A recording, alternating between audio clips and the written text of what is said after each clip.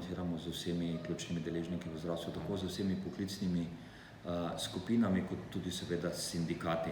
Na začetku drži je bilo mogoče nekoliko nespretne komunikacije, ki pravzaprav še danes ne vem razloga, zakaj je do nje prišlo, zagotovo so pa sindikati in socialni partnerji pomemben deležnik v zdravstvu in seveda z njimi vršimo odprto komunikacijo in konstruktivno skupaj rešujemo probleme, tako kot tudi z drugimi poklicnimi skupinami.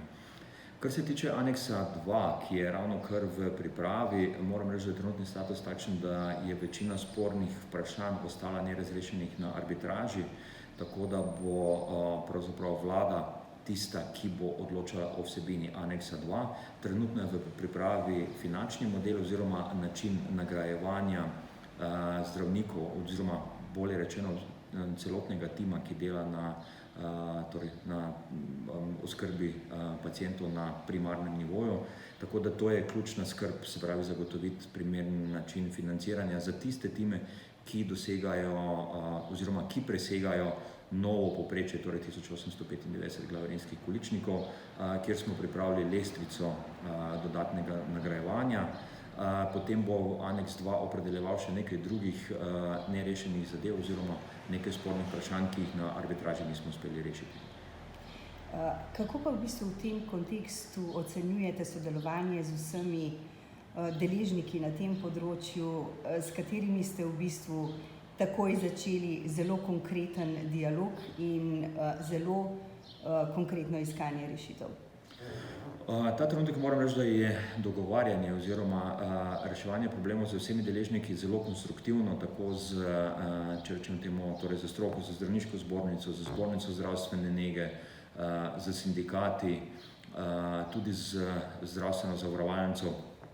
Seveda nikoli ne bomo imeli enotnega mnenja, seveda nikoli ne bomo imeli enotnih pogledov na vse odprte zadeve oziroma na vse odprte vprašanja, ampak skozi dialog mislim, da rešujemo vedno več težav in imamo vedno več odgovorov in vedno manj vprašanj, kar mislim, da nakazuje, da smo na dobri poti. Kako pa denimo v tem kontekstu ocenjujete dialog med sindikatom zdravnikov družinske medicine Praktikum in Zavodom za zdravstveno zavarovanje? Tu je kar nekaj razhajanj, glede podatkov predvsem. Res je, podatki so ena izmed perečih tem v zdravstvu, ne samo na tej relaciji med sindikatom Praktikum in pa zdravstveno zavarovalnico. Ne nazadnje, lep primer je tudi samo Ministrstvo za zdravje, kjer smo, če rečem temu po domače, odrezani od vseh informacijskih sistemov in pravzaprav dobivamo podatke od ključnih deležnikov v Excelovih tabelah, torej nimamo direktnega dostopa ne do informacijskega sistema zdravstvene zavarovalnice, ne do javnih zdravstvenih zavodov, ne do torej do zdravnikov družinske medicine, ne do zdravstvenih domov, tako da smo nek osamljen otok torej ključni deležnik ali pa odločevalec, smo na informacijskem področju nek osamel ali pa nek samoten otok, kjer pravzaprav nimamo dostopa do ključnih podatkov v zdravstvu, kar vam pa že nenazadnje veliko pove, da to je eden izmed perečih problemov, zato smo na ministrstvu torej sestavili projektno skupino, ki je začela z delom zelo intenzivno in sicer v prvi vrsti gre za integracijo podatkov v zdravstvenem sistemu.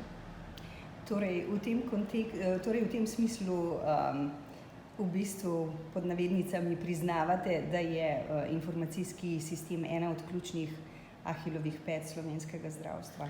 Ja, saj ne bom rekel, da priznavamo, saj o tem tudi odkrito govorimo in ne skrivamo nobenih težav. Nenazadnje so tudi čakalne vrste ena izmed perečih problemov, o katerih smo s strani Ministrstva za zdravje tudi zelo jasno in javno skomunicirali, da imamo težavo in jih seveda rešujemo. Veste, težave zmeraj so in bodo, potrebno jih je skomunicirati in jih začeti tudi reševati. To mislim, da je bistveno. Kako pa se odvijajo rešitve glede podatkov o čakalnih dobah v sklopu Inštituta za varovanje zdravja? Poglejte, gre za to, da je bil tukaj nekoliko, bom rekel, daljši postopek, ker svet zavoda nacionalnega inštituta ni, bom rekel, potrdil revizije, s katero bi prišli do ključnih težav.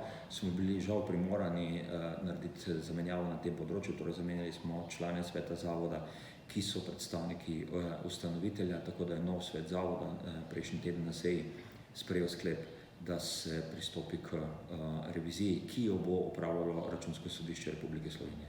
Pa gre tu samo za menjavo sveta zavoda ali boste posegli tudi v vodenje samega inštituta? Ta trenutek je o kakršnikoli nadaljnih kadrovskih zamenjavah preuranjeno govoriti. Najprej moramo počakati, kakšni bodo rezultati revizije in seveda, ko bomo ugotovili temu krivca ali pa odgovorne, takrat bomo razmišljali o morebitnih nadaljnih korakih.